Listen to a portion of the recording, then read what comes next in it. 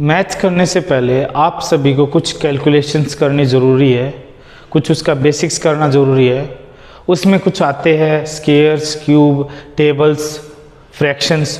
ये अगर आप सभी को आती है तो आप ये समझ लो कि मैथ में जो जितनी मुश्किल एक नए बच्चे को होगी वो आपको नहीं होगी, अगर आपकी ये चीज़ें अच्छे से स्ट्रॉन्ग है तो आज का जो टॉपिक हमारा स्क्वायर्स है।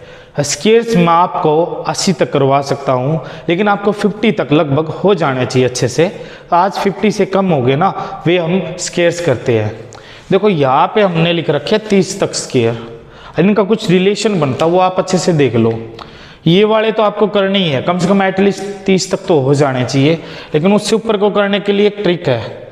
जैसे 576 में 100 जोड़ा तो 676, इसमें 200 जोड़ा तो 729, इसमें 300 जोड़ा तो 784, इसमें अगर 400 जोड़ा तो 841, ऐसा कुछ आ रहा है, दिख रहा है ना। तो इसको याद करने की ये ट्रिक है, तो ये कर लेना। उसी के साथ हम अगर इससे ऊपर बढ़ेंगे वो देख लो उसको करने के लिए। अब जैसे एग्जाम में कभी ये आ जाती है मल्टीप्लाई। देखो हमारा बेसिक जैसे 48 मल्टीप्लाई, अब ये कह देगा 48 का स्क्वायर आ जाए स्टेटमेंट में, हम ऐसे करते मिलेंगे क्योंकि हमने कर रखा है, हमने मल्टीपल तैयारी इसी कंसेप्ट की है, इसलिए हम इसी तरीके पे आएंगे। लेकिन कई बार क्या होता है इस क्वेश्चन से क्या हो जाता है, लेंथ ही बन जाता है। अगर यही बात है कि अगर सबको टाइम इक्वल दिया जाए, लंबा टाइम दिया जाए, तो सभी के सभी टॉप करेंगे। इसलिए टाइम, मिनिमम टाइम में बढ़िया रिजल्ट हो। जैसे हम क्या कहते हैं, जैसे बैंक के दौरान, बैंकिंग में कैलकुलेशन इतनी ज़्यादा क्यों होती है, क्योंकि कस्टमर आ जाते हैं, तब आपके दिमाग में होना चाहिए कितने डिपॉजिट करने हैं, कितने देने हैं, कितने लेने हैं। अगर अच्छे से आपको पैसों की कैलकुलेशन या आपके नंबर्स अच्छे हैं तो तभी आप उस कस्टमर को टैकल कर पाओगे, उस सिचुएशन को अंडर प्रेशर पे कर पाओगे। इसलिए मैं बोल रहा हूँ अगर ऐसी सिचुएशन आ जाए तो इसको करने के लिए आपकी ये मेथड तो फेल हो जाएगा, लेकिन ये कभी भूलना भी मत, आप भूलोगे भी नहीं। लेकिन इसके सिवा अगर आपको डायरेक्ट 48 का स्केल निकालना आता होगा तो ऐसे निकालोगे।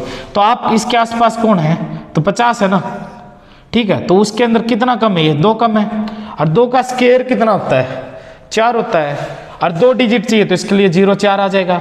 अब हमारे पास एक सपने में एक बाबा आए थे जिनका नाम क्या है, मैथ्स गुरु। तो उन्होंने मेरे को एक मंत्र दिया था जिसका नाम क्या था, 25। अगर 50 से नीचे है तो 25, 50 से ऊपर है तो वो भी 25। तब जितना कम था वो इसके अंदर से घटा दो, आंसर आ जाएगा। कितना आ गया, 2305 4 सॉरी, तो ये आंसर आएगा। अब 47 का पूछ ले, वही सेम 50 से कंपेयर करो, कितना कम है, 3, और 3 है तो कितना आ जाएगा, 3 का स्क्वायर 0 9, क्योंकि 2 डिजिट बनाने तो 0 9 लगाने से 9 ही कहलाएगा, ये नहीं है, 9 के पीछे 0 मत लगाना, 90 कहलाएगा वरना। अब ये 3 कितना कम है, 3, तो 25 में से 3 घटा दो, कितना आ गया, 22, ये आ गया 22। सुनो ये आंसर है। और देखते हैं कोई इसके सिवा। अब और आ जाए, जैसे वो पूछ लेगा 44 का, तब सेम कितना कम है, 6 कम है, 6 का स्क्वायर 36। अब कितना कम है, 6 कम है तो घटा दो 25 में से, कितना आ जाएगा, 19 आ जाएगा। तो कितना आ जाएगा, 1936, ये आंसर है। ठीक है, आ गया ये समझ। अगर मान लो ये पूछ लेता है 43, तब 50 से कंपेयर करो, कितना कम, 7 कम, 7 का स्क्वायर 49, तो 25 में से 7 और घटा दो जो कम था, कितना आ जाएगा, 18। ठीक है। अब आ जाए, मान लो कि 3 नंबर वाले इस टाइप के आ जाए, 144 आ जाए, तब क्या करना वो, और देखो ये तो हो गए आपके। अब मान लो आ जाए आपके पास 38, तो 50 से कंपेयर किया, कितना कम है, 12 कम है माइनस के। 25 मैजिक नंबर तो साइड में लिखेंगे ही। 12 का स्क्वायर कितना, 144, तो 44 होता है ना 100, तो 44 जो लास्ट के 2 डिजिट है वो तो लिखो। जो अब 144 था तो 1 तो ये पॉजिटिव है, कैरी तो साइड में रख लेते हैं, 2 ही डिजिट चाहिए थे। अब 12 को इसके अंदर से घटा दो, कितना आ गया, 13, और ये एक और जोड़ दो, कितना हो गया, 1444।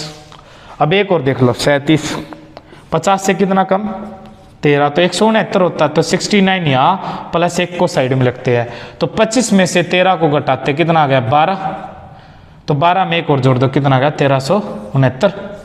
ठीक है यहाँ तक। उसके बाद हम देखते हैं, ये क्वेश्चन हो जाएंगे आपसे मेरे हिसाब से, तब कितना भी हो 50 से नीचे, अगर 32 होगा तो भी निकल जाएगा। 32 को कंपेयर करते हैं 50 से, कितना आया 18 कम है, और 18 का स्क्वायर कितना होता है 324 होता है। तो उसके लास्ट के 2 डिजिट लिख लो और 3 को प्लस में रखो साइड में। अब 25 में से 18 घटा दो, कितना बच गया 7, और 7 में 3 जोड़ दो, कितना आ जाएगा 1024। ठीक है।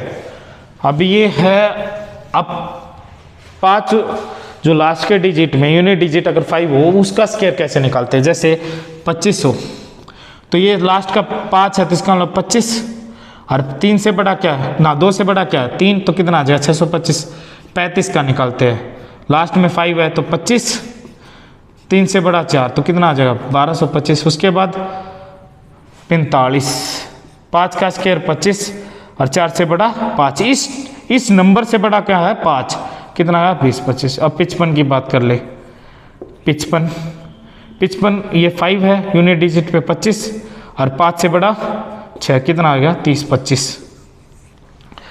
मेरे हिसाब से आपको 50 तक केस में कोई दिक्कत नहीं होगी। अगर आप उन सभी को अपने कमरे में चेप देते हो या भाई उसकी पिक्चर लगा देते हो, तो आपको ये फाइनली मैं कह रहा हूँ कि आपको वो चीज़ें रिमेंबर होनी याद हो जाएगी। अगर आपको स्केयर याद हो गई 50 तक, तो आपको बहुत सारी चीज़ों में आसानी हो जाएगी कैलकुलेशन में। तो इसलिए हो सके तो उसको आपके कमरे पे या आप जहाँ स्टडी टेबल जहाँ पढ़ते हो वहाँ पे उसको चेप कर रखे, ताकि वो आप जब बैठे तब देखे, जब जाए तब देखे, ताकि वे चीज़ें याद हो जाए। एक पैटर्न बनेगा, वो पैटर्न समझ गए तो कैलकुलेशन आसान हो जाएगी। Thank you.